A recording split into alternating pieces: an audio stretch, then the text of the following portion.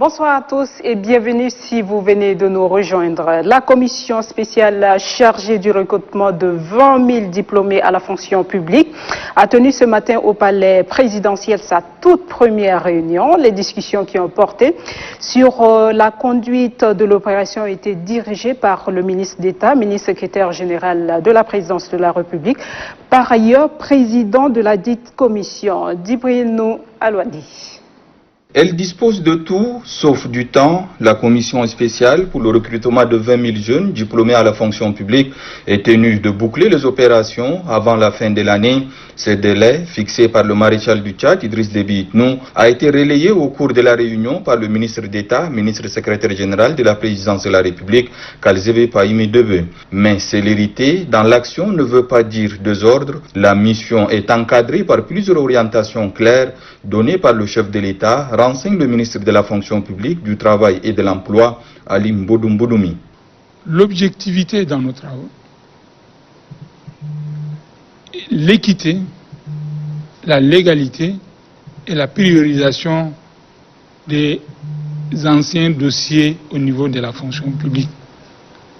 Donc, le président de la commission spéciale, le ministre d'État, nous a relayé ces instructions et ensemble nous avons tous noté et nous respecterons les orientations claires et nettes des plus hautes autorités dans ce processus de recrutement de 20 000 diplômés à la fonction publique. Le recrutement déjà opéré depuis l'annonce de cette mesure en 2019 et qui a concerné 3 400 agents intégrés à titre exceptionnel ramène à 16 600 le nombre de lauréats concernés par le recrutement en cours. L'équipe de la commission spéciale, épaulée par une cellule technique d'appui, est instruite par le ministre d'État à l'effet de mettre tout ce qui est à son possible pour la réussite de la mission en y accordant la plus grande priorité. Les chefs de département ministériels se doivent d'exprimer rapidement leurs besoins et les profils des lauréats recherchés.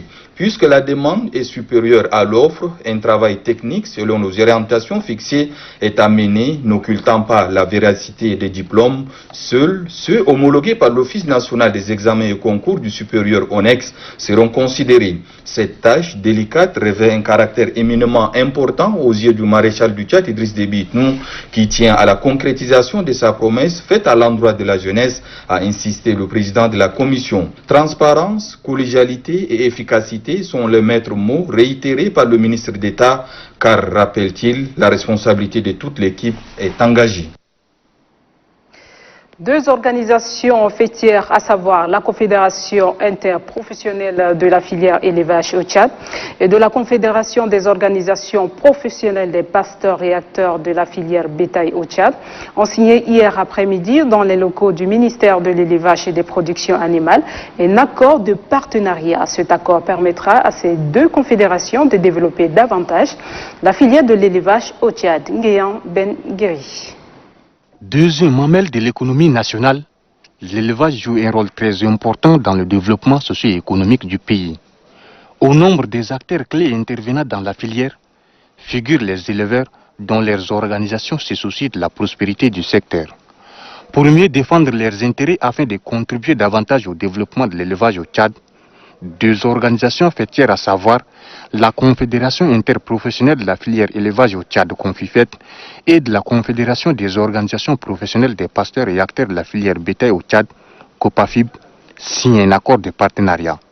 Cette union nous permettra de travailler et de consolider les activités de la plateforme pastorale du Tchad et aussi mutualiser nos efforts pour la défense des intérêts de nos acteurs de la filière élevage du Tchad, plus particulièrement les éleveurs qui sont confrontés aux aléas climatiques, aux crises pastorales récurrentes, aux conflits agro-pastoraux qui menacent l'unité nationale, la paix et la cohabitation, et de même la santé animale.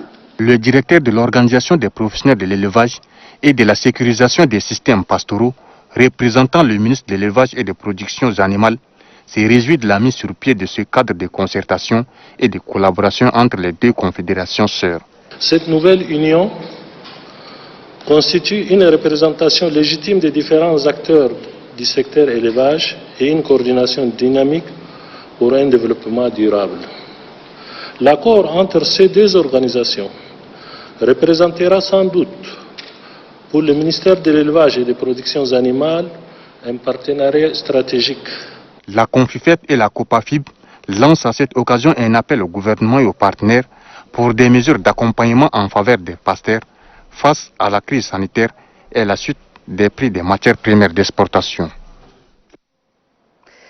La première pierre de construction des infrastructures des communications électroniques a été posée hier par le ministre d'État, ministre secrétaire général à la présidence de la République représentant le chef de l'État. La cérémonie s'est déroulée en présence de l'ambassadeur de Chine au Tchad et des membres du gouvernement. Notre reporter Kadnouba Théophile revient sur l'importance de ce projet de modernisation de ces infrastructures.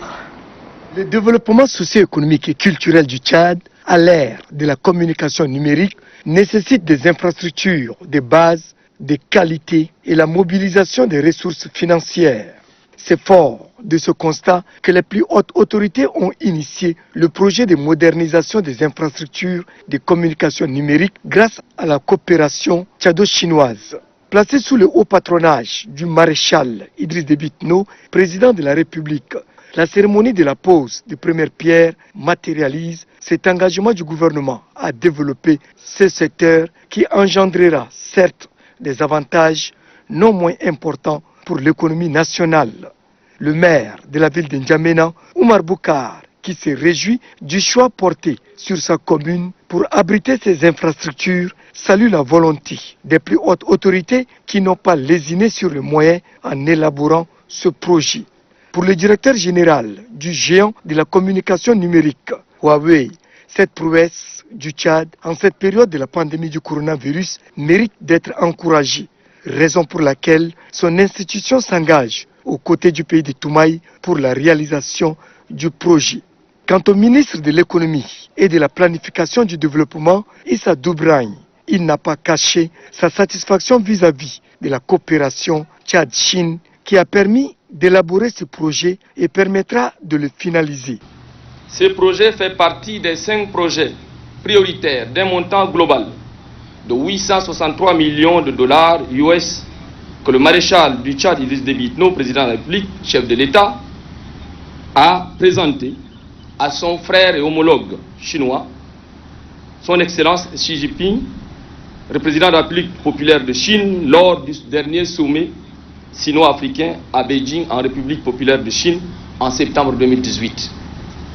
L'ambassadeur de Chine au Tchad rassure l'assistance de sa détermination à renforcer davantage ces liens de coopération bénéfiques pour les deux pays.